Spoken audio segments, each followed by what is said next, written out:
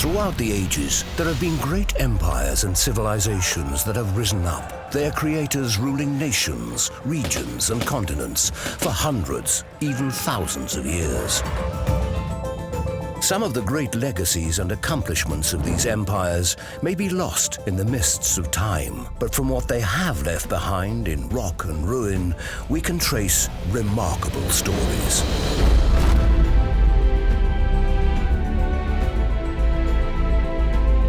In this episode of Empire Builders, we explore the remarkable history and astonishing achievements of perhaps the greatest of the Americas pre-Columbian civilizations, the ancient Maya.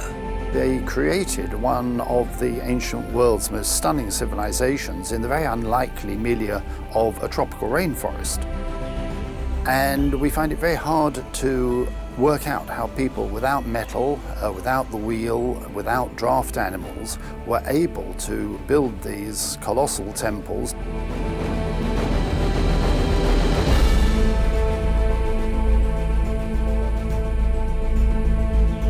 For over 1,000 years, from around the 5th century AD, the ancient Maya prospered in Central America as one of the world's most magnificent civilizations, until the Spanish conquest in the 16th century finally brought their greatness to an end. Unlike other pre-Columbian civilizations, such as the Aztecs and the Inca, the ancient Maya never had a unified empire, but were instead a collection of independent and often warring city-states, spread across a wide area, covering around 600 miles from north to south and 400 miles from east to west. In this episode, we'll travel through time to explore over 1,000 years of ancient Maya history through the extraordinary stories of the greatest Maya cities. Our story starts in the 7th century AD, during the heyday of one of the earliest of the classic Maya's great cities, Palenque, in southern Mexico.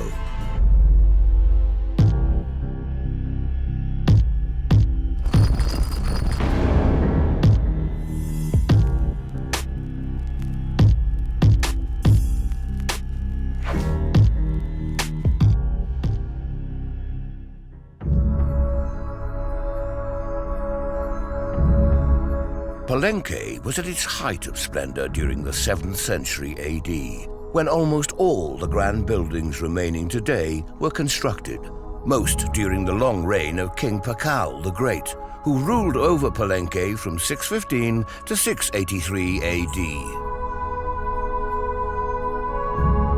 As well as being one of the earliest great Maya cities, Palenque's history has been known about for longer than almost any other Maya city, since it was amongst the first to be investigated by archaeologists during the 18th and 19th centuries. The building being excavated here in the 1890s, the so-called palace, appears to have been one of Palenque's most important buildings. All the public things were concentrating here. It's like a sort of parliament. Probably the ruler came here with all his members of the palace, taking decisions about the city, about the reign. It's the place that represents the power, the exclusivity of the elite people here at Palenque. At the center of the palace, a large courtyard is decorated with images of humiliated prisoners of war who were captured during attacks on other cities and who were almost certainly brought here to be ritually sacrificed. Elsewhere on the palace walls, sculpted stucco images depict the mighty rulers of Palenque elaborately dressed in the regalia usually worn by gods. We can see this in all the attributes they are wearing in the clothes, in the headdress. No, we have a representation of the god of the sun, the god of the rain, the god of the agriculture, a wheel. So it's a way to say we are the representatives of the gods here at the level of the earth. Remarkably, although these stucco images have been exposed to the elements for more than 1,300 years, some small traces still remain of the bright colors that were originally used. In fact, not only were the stucco images once painted, but here at Palenque and throughout the Maya world, all the great Maya buildings as we see them today would originally have looked very different. There was a marvelous woman called Merle Green Robertson who spent 40 years working at Palenque, and she was able to show that towards the end of the city's life, almost all of its public buildings were painted in red, almost certainly from ground up hematite, that is iron oxide lumps from within the limestone. Temples like this one, the Temple of the Sun, were not only painted red from top to bottom, they were brightly decorated with other colors too. Built right at the end of the 7th century AD, it's notable in particular for its highly elaborate roof comb, which effectively acted as a giant billboard to vividly advertise the ruler of Palenque and his closeness to the gods. As on almost all Maya buildings, their most sacred color, a unique pigment known as Maya blue, was used only for the rulers and gods who dwelled in the heavens above. Palenque's most famous temple is the so-called Temple of the Inscriptions. Built during the reign of King Pakal the Great, construction work began in 675 AD, when Pakal was, for his time, a very elderly man in his 70s. Until modern times, it was believed that, like other similar Maya buildings, it was simply a temple dedicated to worship of the gods. In the early 1950s, however, a sensational archaeological discovery by Mexican archaeologist Alberto Ruth transformed our understanding of the building's significance. Alberto Ruz discovered a staircase that was going inside the temple, and he discovered Pacal's tomb in 3 seasons, from 1948 to 1952. It is a great moment in not only Mexican archaeology, but in world archaeology, because for the first time, we knew that there were tombs inside these temples. In order to stop tomb robbers easily reaching King Pacal's tomb hidden inside the temple, however, the ancient Maya had filled in the staircase leading to it with 300 tons of rubble. And this was why it took excavators 3 years of hard work to get all the way down to the tomb. The tomb itself turned out to be the richest and best preserved burial site ever found in the Americas. Beneath the lid of the huge, elaborately carved sarcophagus lay the body of the great King Pacal, clothed in priceless jewelry, including a fabulous jade death mask covering his face. King Pacal's tomb was the first royal tomb ever found intact inside a Maya temple. Since then, however, many other tombs of Maya rulers have been found inside temples, notably at Tikal in Guatemala and Copan in Honduras.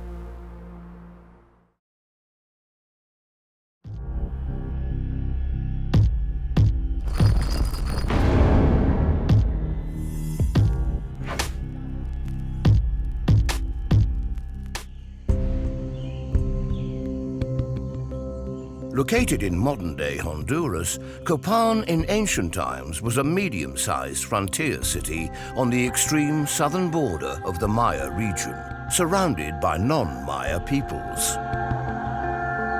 With a population estimated at around 20,000, Copan's heyday was in the early 8th century AD, during the rule of a king known as 18 Rabbit. Most of Copan's great buildings, as we see them today, were constructed during his reign.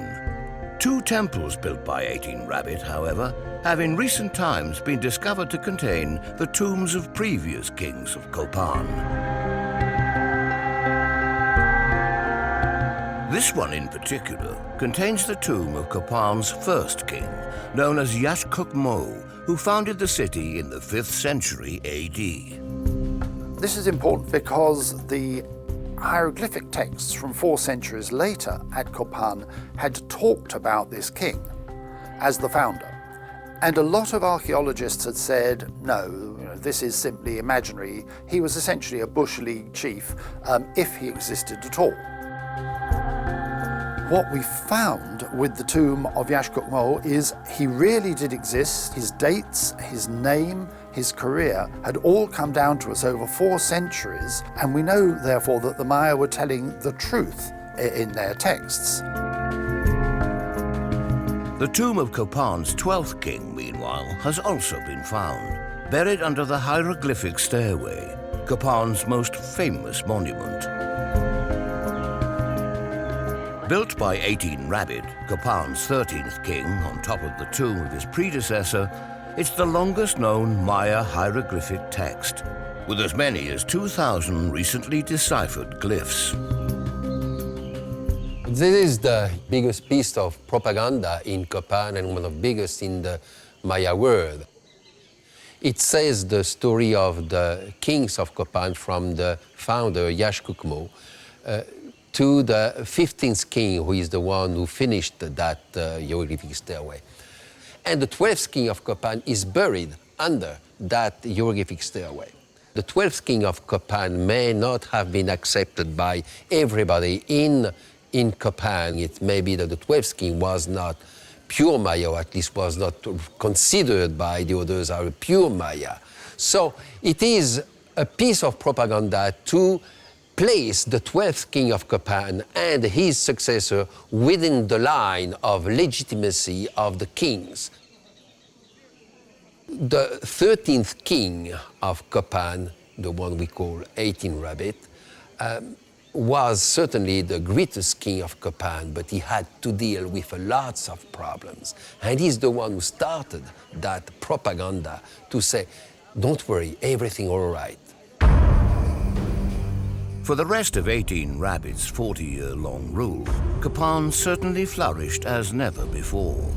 But by the end of his reign, deepening conflict with neighboring Maya cities foreshadowed Copan's impending downfall. There was a conflict with Quirigua. 18-Rabbit was made prisoner by the king of Quirigua, and he was sacrificed in Quirigua. And from his death in 738, that was the beginning of the end of Copan. There would be 4 more kings of Copan, but the city's glory days would soon be over. Within less than 100 years of 18-Rabbit's death, the great city-state of Copan collapsed soon after 800 AD. Nobody knows for certain why. Possibilities include civil war, overpopulation, severe drought, famine, or disease. But for whatever reason, Copan's abandoned ruins were before long overgrown with jungle, remaining lost to the world for nearly 1,000 years until their eventual rediscovery.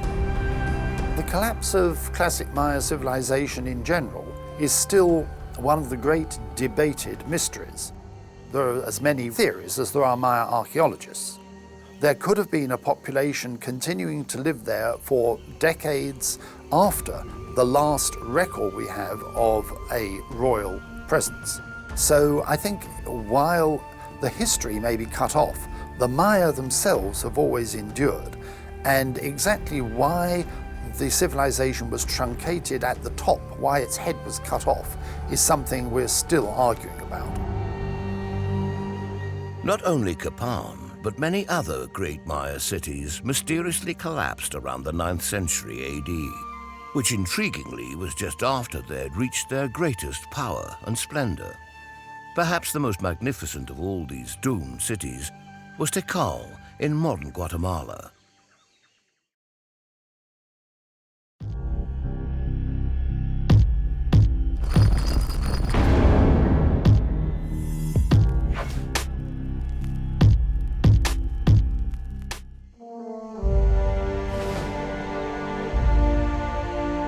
Much larger and more powerful than its subordinate ally Copan, Tikal had been an important city for centuries before Copan's rise to prominence. But Tikal's era of greatest magnificence was also in the 8th century AD. Just 4 years before 18 rabbits' capture and ritual sacrifice in 738 AD, Tikal's greatest king, Hasal Chan Kawil, met a much happier end, buried amidst great pomp and ceremony beneath Tikal's most famous temple, known as Temple 1. The tomb was in fact built first, with the towering 150-foot-high temple then built above it. In the shrine at the top, closest to heaven, Maya priests performed sacred rituals in honor of the dead king.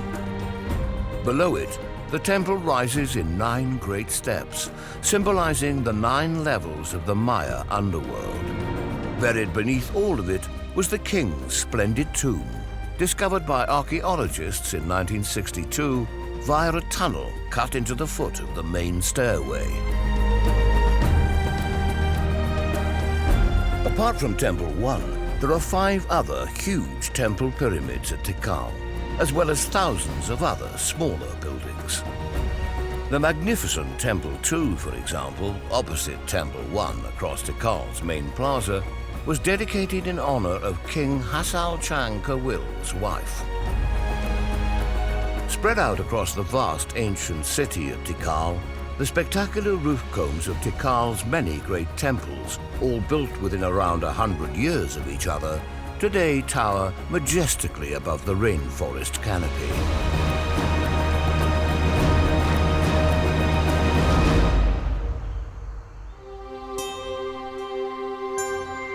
Until the modern rediscovery of the lost city of Tikal in the mid-19th century, however, all of these great temples had been concealed beneath the jungle overgrowth for around 1,000 years, since the mysterious collapse of Tikal and many other great ancient Maya cities around 900 AD.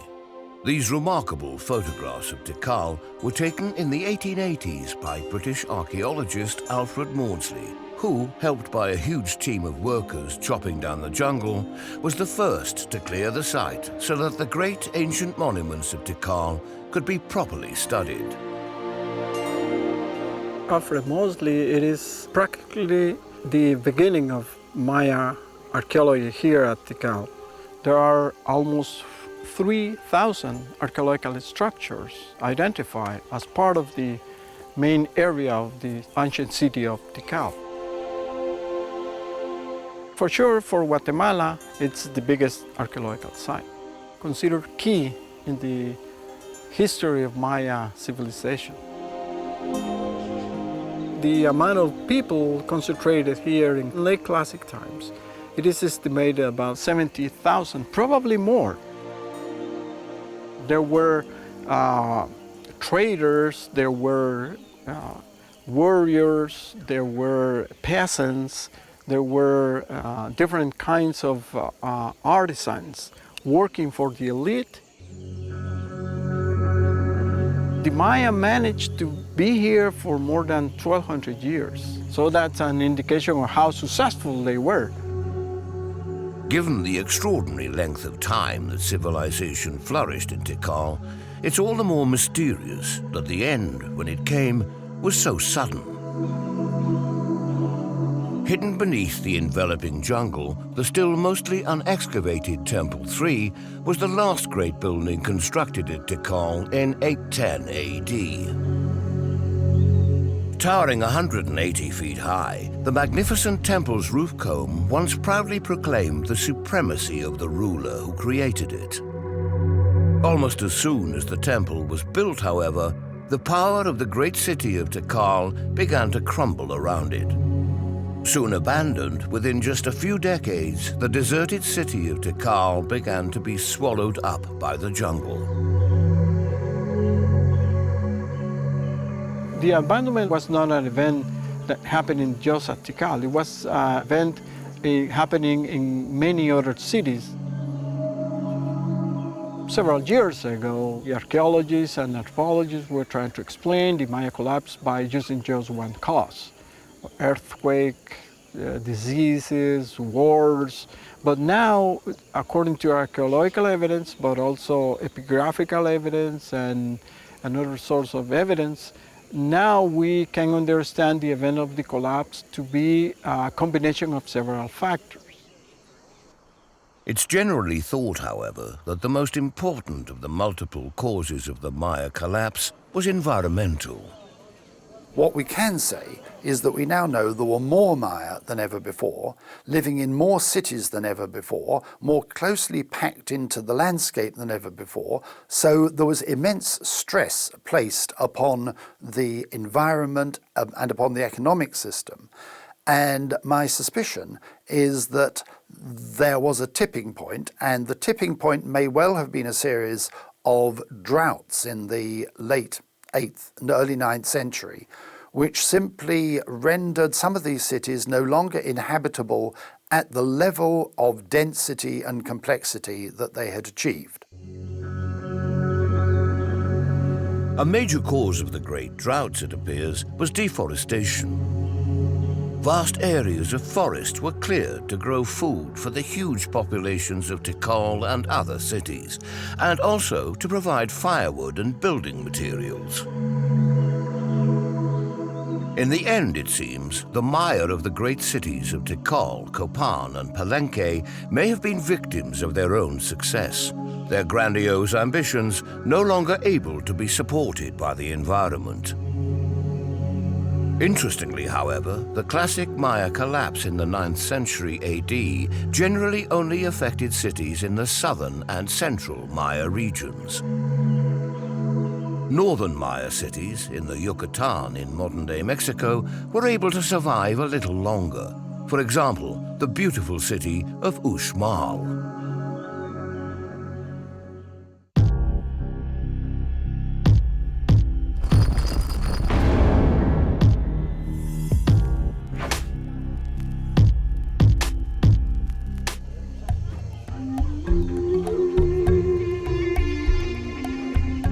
A UNESCO World Heritage Site, Uxmal is one of the best preserved of all ancient Maya cities, partly due to the very high quality of stone and building techniques used, and also because of the region's dry climate.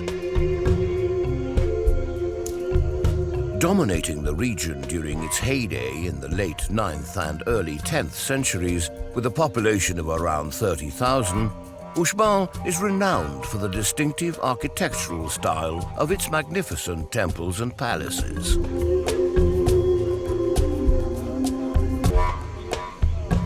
The so-called Governor's Palace, for example, over 300 feet long and 50 feet wide, typifies the elaborate style, with a mosaic of repeated geometric patterns along its facade, interspersed with vivid masks of Maya gods.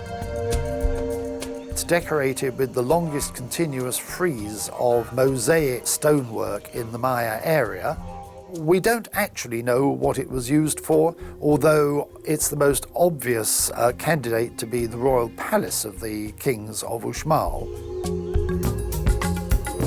Raised up on a large platform in order to dominate the city, remarkably, it's estimated that 500,000 tons of earth and rocks had to be moved in order to create the base on which the governor's palace stands.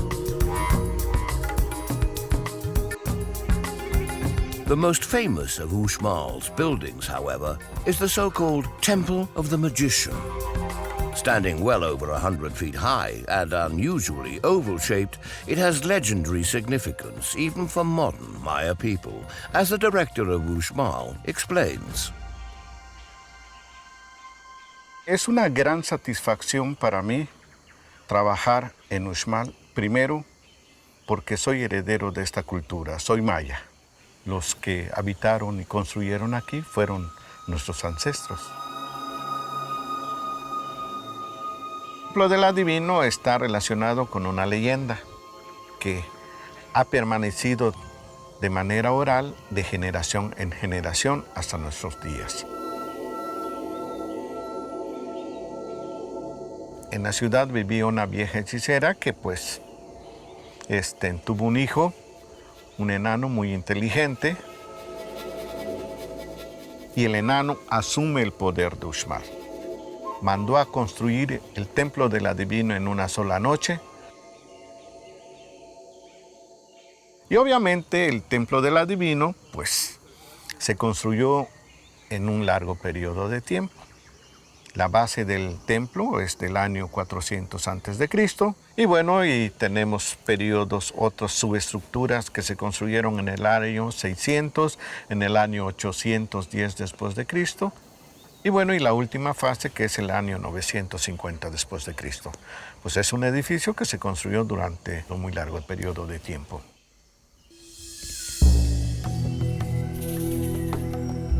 Throughout the 4 centuries when the city flourished, one god above all others was especially venerated in Uxmal, Chark, the god of rain. His image is seen repeatedly on all of Uxmal's great buildings, including the Temple of the Magician. El mascarón de Chark es una cara con sus cejas, con un tocado, con los ojos muy bien marcados, la nariz, la boca y las orejeras y los aretes que cuelgan en los laterales del mascarón. Los mayas de Uxmal veneraban al dios de la lluvia, porque de él dependían la vida de los gobernantes y del pueblo. Uxmal completely depended on rainwater, since there are no rivers, lakes, or permanent water holes near the city. Unfortunately for the inhabitants of Uxmal, however, their worship of the rain god Chark wasn't enough to keep the rainfall flowing. Scientific evidence shows that a major drought occurred at the end of the 10th century AD, and as a result, it seems, the city was abandoned. Despite the collapse of the great Maya cities of Palenque, Copan, Tikal, and Uxmal by the end of the 10th century AD, there was, however, still one magnificent Maya city whose greatest days were yet to come. One of the most famous and spectacular of all Maya cities, Chichen Itza.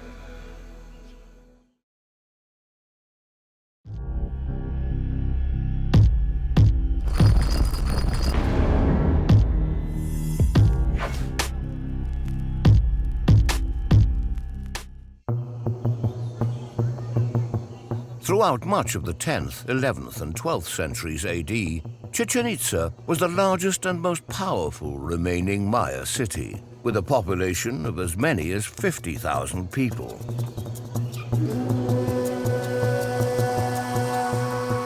The city's many spectacular ceremonial buildings are spread over a large area of over 2 square miles.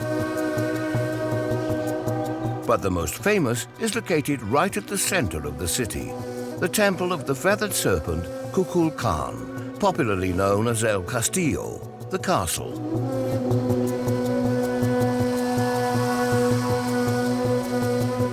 El castillo es uno de los monumentos más importantes del sitio porque representa el centro del universo para el mundo maya.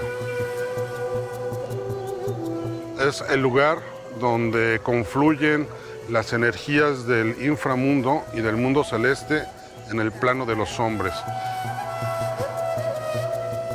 Kukulkan es el dios más importante en la cosmovisión maya. Según los mitos, Kukulkan baja al inframundo y ahí le roba a las hormigas el maíz blanco y amarillo con el cual va a hacer una pasta y de la cual va a formar al ser humano. También en su viaje al inframundo trae los huesos de los antepasados, trae el tiempo y por ello el calendario. Entonces podríamos decir que el castillo es un monumento dedicado al tiempo, al cosmos. Like almost all ancient cultures, the Maya depended above all else on successful agriculture to sustain their civilization. and consequently it was of vital importance to be able to accurately calculate the annual seasons. Por ello es que llevaban un cómputo muy exacto de los ciclos solares, de la Luna, de Venus y de algunos otros astros en el cielo. Raised up on 9 platforms representing the 9 levels of the Maya underworld, the temple on top of El Castillo was where the observations of the sun and other heavenly bodies were made. Symbolically, it's significant that each of the 4 stairways up to the temple has 91 steps. 91 multiplied by 4 is 364, and by adding 1 for the final step or platform on which the temple stands, you get 365, the number of days of the solar year. En el caso del castillo, sus orientaciones astronómicas permiten registrar equinoccios y solsticios.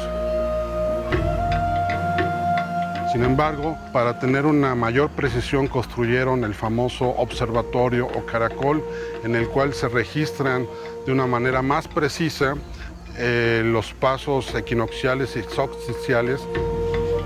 Raised on a high square platform, the uniquely circular El Caracol Observatory is thought to date back to around 900 AD.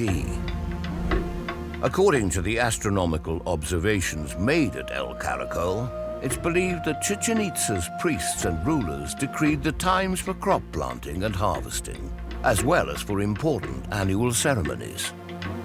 The observations seem to have been made through a series of small windows aligned with significant astronomical events. This window lined up with the setting of the moon on the spring equinox. When it was the summer solstice, on the other hand, the sun set at the far right-hand side of this window. And when the sun set at the far left-hand side of the window, it was once again the spring or autumn equinox.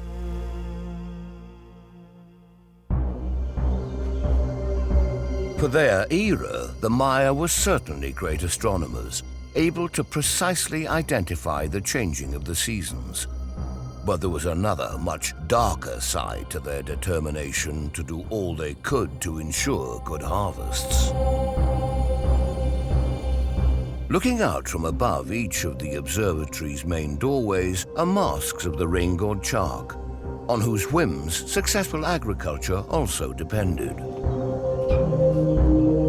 In order to encourage Chark to keep the rain flowing and avert disastrous droughts, Maya priests carried out numerous grisly human sacrifices. Many of the victims were thrown into this so-called well of sacrifice. Los investigadores, arqueólogos, han encontrado sacrificios humanos. Se había supuesto que solamente eran doncellas, pero los restos óseos nos hablan de que había hombres, mujeres, niños, ancianos de todas las edades, no necesariamente doncellas vírgenes. As well as these human sacrifices intended to avoid drought, it's thought the Maya sacrificed many other people in order to keep the sun up in the sky. One of the Maya's big fears was that the sun wouldn't come up in the morning, having been taken prisoner in the night by the underworld. It was in order to avoid this, it's believed, that the so-called Maya ball game was played. A sacred ritual rather than just a game, it was played in ball courts found in almost all Maya cities, such as this one in Uxmal and this one at Copan. Maya ball courts were designed in a variety of shapes and sizes, but the famous Great Ball Court at Chichen Itza is by far the biggest of them all. The rules of the game are uncertain, but evidence suggests it was played with a large rubber ball by 2 teams of players, who lined up in separate halves of the ball court, divided by the rings in the middle, symbolizing the center of the universe. La pelota representaba al sol y era golpeada por los jugadores y el sol viajaba de un extremo del universo al otro. Al final del juego había un sacrificio Lo que aún no sabemos con certeza si eran los ganadores o los perdedores los cuales eran sacrificados. Posiblemente el que era sacrificado era el ganador, porque era un privilegio ir a morar con los dioses en ese paraíso prometido. En los paneles del juego de pelota podemos observar cómo hay dos grupos de guerreros con un capitán decapitado al capitán del equipo contrario y se le ve portando la cabeza y el cuchillo con el cual ha sacrificado al capitán del equipo contrario. Y ese capitán sale en chorros de sangre en forma de serpiente. How extremely bloody the human sacrifices after the ball game could be is indicated by the so-called platform of the skulls, located right beside the great ball court. Here, Maya priests are thought to have placed the severed heads, not just of sacrificed ball players, but of numerous captives and prisoners of war who might be sacrificed at the same time. Decapitation was one means of sacrifice, and then we know that another one was removing the heart, with the victim bent backwards over an altar so that the knife cut in just below the rib cage, and the priest was able to reach into the chest cavity and using a sharp knife to saw through the blood vessels and remove the heart. Heart removal and head removal were essentially a way of communicating with the gods by offering blood. Apparently satisfied by the offerings of the sacrificial victim's blood, the Maya gods continued to keep the sun up in the sky, shining on the might of Chichen Itza. Chichen Itza was strong and powerful for a couple of centuries or so, but by the early 13th century, it was in terminal decline, soon to be abandoned like the great classic cities of Palenque, Copan, Tikal, and Uxmal before it. The greatest days of the ancient Maya were now over, 300 years or so before the Spanish conquest finally sealed the fate of the few Maya cities that did remain. One of the few Maya cities that was still flourishing when the Spanish conquistadors arrived in the early 16th century was Tulum, on the Caribbean coast of the Yucatan Peninsula.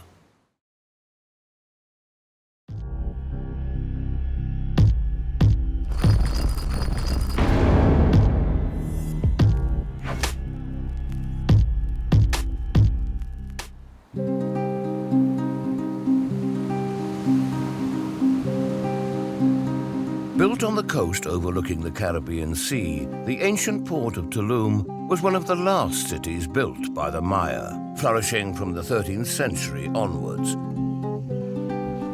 With a small population of just a few thousand, it was a merchant city, prospering entirely on the profits of coastal trade. It was one of a string of ports that existed all the way down the coast, which were the hubs of the international canoe trade that at the time of Columbus's voyage, we know reached all the way down to where the Panama Canal is now. It was a very intense commerce. Golds, cotton, shells, obsidian, turquoise, green stone, ceramics, all kind of merchandises floated from this coast. And they used canoes that were made from one piece of wood or a tree. And the Spaniards that arrived in the 16th century mentioned that these canoes were used by at least 25 people on board. We are surrounded by the second biggest coral reef in the world, which is the Mesoamerican coral reef. But there are breaks on the corals. And some archaeologists believe that the Castle of Tulum also functioned as a lighthouse because it has these two little windows, and if you start a fire inside, the sailors will see these little two red dots from the sea, so they could align their canoes in order to catch in a proper way the break of the coral reef and enter safely. As it turned out, the big coral reef off the coast may have initially helped to protect the city when the Spanish first arrived in the 16th century. The conquistador Juan de Grijalva, one of the first to discover Mexico, sailed a fleet of 4 ships along the coast here in 1518. But despite apparently sighting Tulum, he continued sailing on by. It's believed likely he thought it too risky to take his ships into shore once he saw the waves breaking over the jagged coral reef. Exactly in this coast, they passed with their ship and saw the city alive. They describe it as painted in white and very active, and they compare the city with Seville of that time. Although Tulum escaped the Spanish conquistadors for now, it didn't last long, however. Within decades, the city was abandoned completely, not because of Spanish attack, but most likely as the result of the devastation caused by Old World diseases that arrived with the Spanish, such as smallpox, typhoid, and measles. The Maya had no natural resistance to these diseases, and in some places, up to 90% of the Maya population died. Those Maya who didn't submit to disease could fairly easily be subdued by the gun. And by the mid-16th century, the Spanish were on the verge of conquering almost the entire Maya region, from the Yucatan in the north to the Guatemalan highlands in the south. Today, the best preserved of the ancient Maya cities in the Guatemalan highlands that stood in the way of the Spanish onslaught is Mixco Viejo.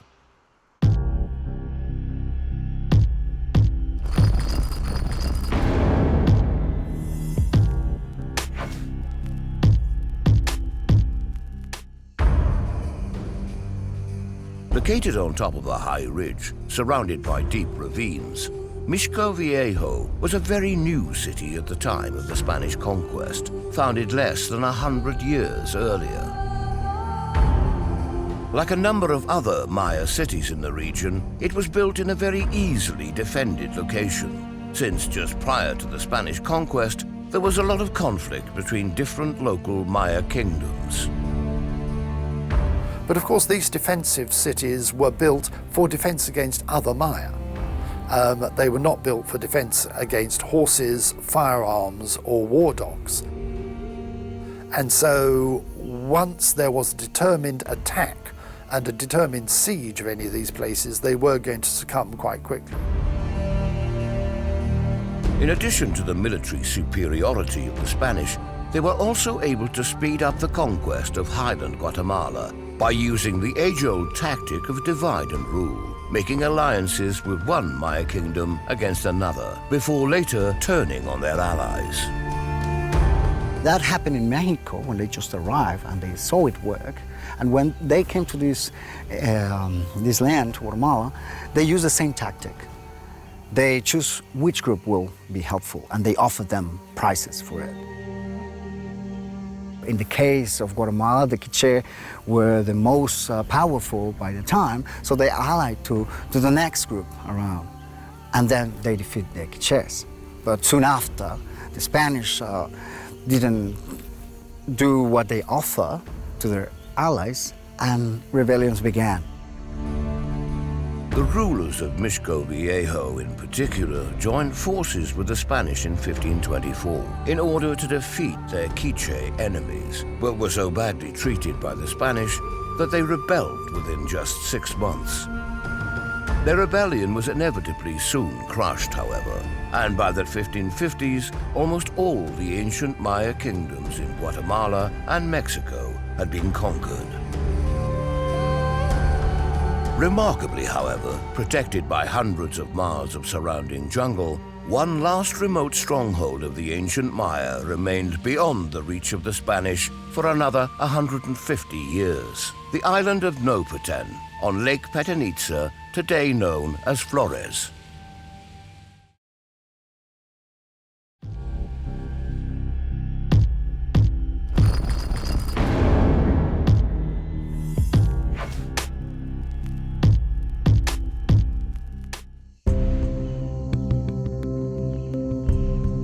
Nopeten, the modern town of Flores, beautifully located on an island in the middle of Lake Petanitza, was until 1697 the capital of the Itza people, the very last unconquered ancient Maya kingdom.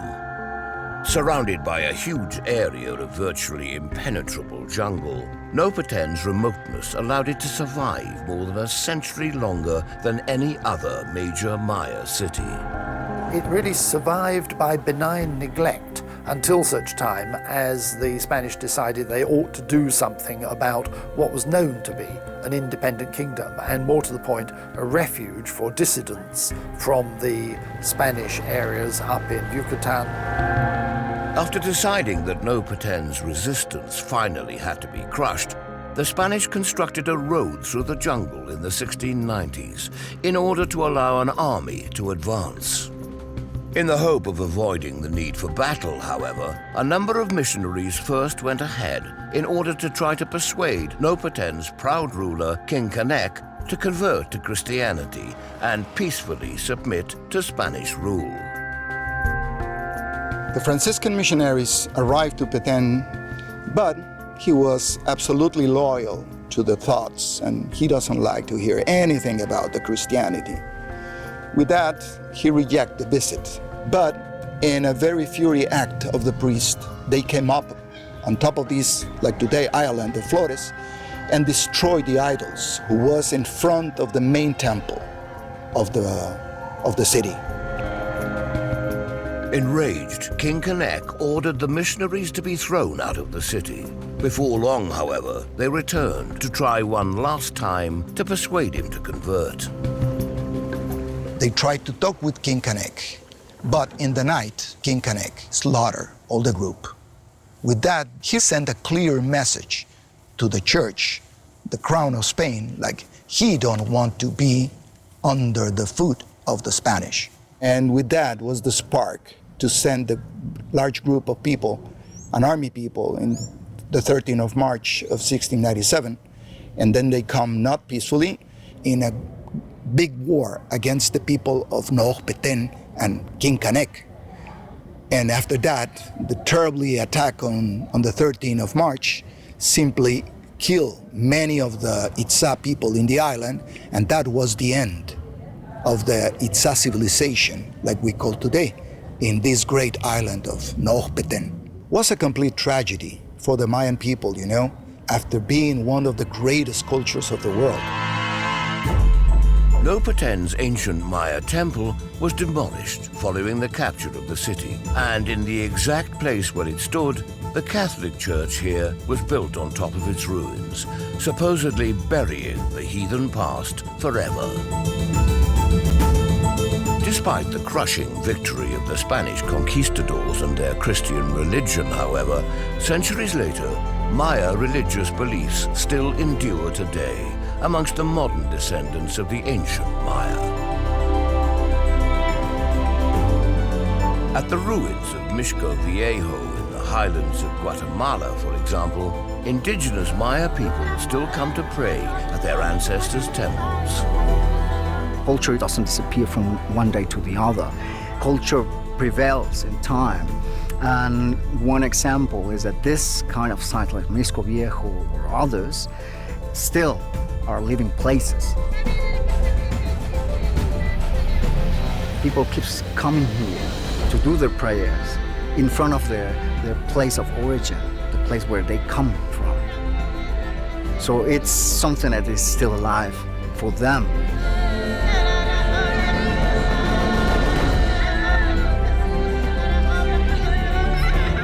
For archaeologists and historians of the ancient Maya, in fact, the living culture of today's Maya is often a great help in interpreting what would otherwise be a completely vanished world. Classic Maya civilization has been gone for more than 1,000 years. But the Maya themselves have survived. There are still 6 million of them. They're still speaking 28 Mayan languages. Their culture and their language are absolutely vital keys to trying to understand the culture of their ancestors. Today, all across the region, Maya culture endures, while the spectacular ruins of the ancient Maya are a welcome reminder for today's Maya people that their ancestors once ruled this land, and created one of the world's greatest civilizations.